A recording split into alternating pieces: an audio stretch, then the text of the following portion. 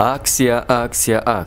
Эми бизде мурдагыдан да арзан. Атайын сиздер үчүн Айжылдыз фирмасы умра сапарын акция уюштуруп, билет баасын болуп көрбөгөндөй эң арзан жана ыңгайлуу кылып койду. 10 мартка билет баасы $1200 жана эң сооптуу айлардын бири. Алайда ким умра кылса пайгамбар саллаллаху алейхи вассалам менен ажылык кылганын сообу берилген Рамазан айында умра сапарына экинчи ирет жолго чыгабыз. Мындан сырткары сизге ихрам кийими, умра боюнча китептер, сумка, жилет, аялдарга жоолук, замзам суусу бекерге берилет жана эми документке деп жүгүрбөйсүз. Баарын өзүбүз бүтүрүп, буйруса сиз көрбөгөн тарыхый жерлердин баарын зыярат кылып келебиз. Сиздер жетектеген илимдүү Дамла Санжар Тыныбек уулу. Байланыш үчүн номер 0773 691 877.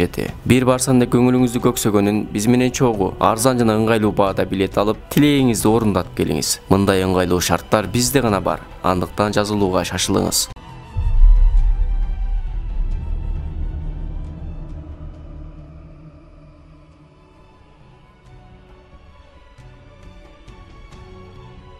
Бисмиллахир-рахманир-рахим. Алла Таалага чексиз мактоолор болсун. Жанагы пайгамбарыбыз Мухаммад Мустафа саллаллаху алейхи вассаламга Алланын саламы жана салаваттары болсун.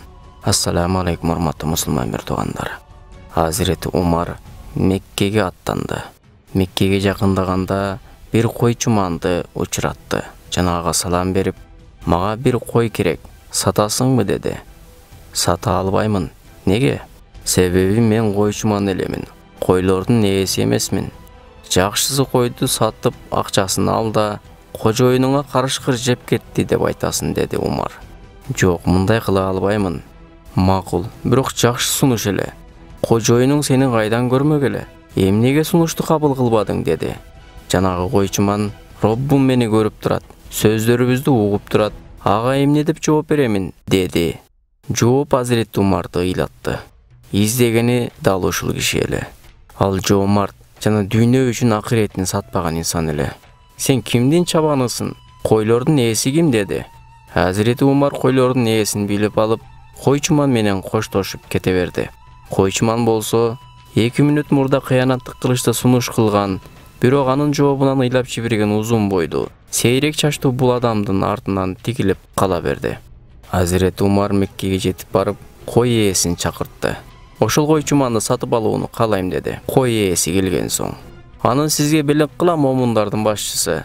Бирок эмнеге аны сатып алууну каалап турасыз?" деди. Hazreti Умар болгон окуяны айтып берди. Кийин жанагы кулду чакыртты. Чабан тушунда бир күн мурда учураткан адам менен кожоюнун көрүп шашып калды. Койдун ээси айтты: "Эми момундардын башчысына тиешелүүсүн, мага тиешен калбады" деди. "Мага жолдо пара сунуштаган ушул адам момундардын башчысыбы?" деп жибериштен өзүн зорго кармап калды. Hazreti Умар айтты: "Сени Аллах ыраазылыгы үчүн азат кылам. Эми эркинсиң" деди. Чабан кулактарына ишенбеди. Жана эле Аллахтан коркуп кыянат кылуудан баш тарткан эле. Бүгүн болсо аны Аллах ыраазылыгы үчүн бошотуп жатат. Жүзүнөн ыраазылык аламаттары билинип, "Аллах сизден ыраазы болсун, момундардын башчысы" деди. Аллахым баарыбызды өзүнөн жана башкалардын акысынан коркуучу такыбалардан кылсын. Окуядан алына турган пайда. Азыркы күндө баары эмес, бирок кээ бир малчыларыбыз жана койчуларыбыз адамдардын мал койлорун жайлоого алып кетип, өздөрүнүн шалаакылыгы менен мал койлорду карабай, чатырда оронуп олтуруп алып, жардан кулаткан. Курсагы ачса козулардын бирин союп жеп, карышкыр жеп кетти деген. Бирөөсүнүн кою эгиз тууса, бирин сатып, бирөөнү эле тууду деген. Же бирөөнү тууса, баласы жок экен, кысыр калыптыр деген. Уйду саба, торпоктору ичсин десе, макул деп алып барып, эмшегин жулуп алгыдай кылып саап, сүт майын саткан учурлар кездешип жатат.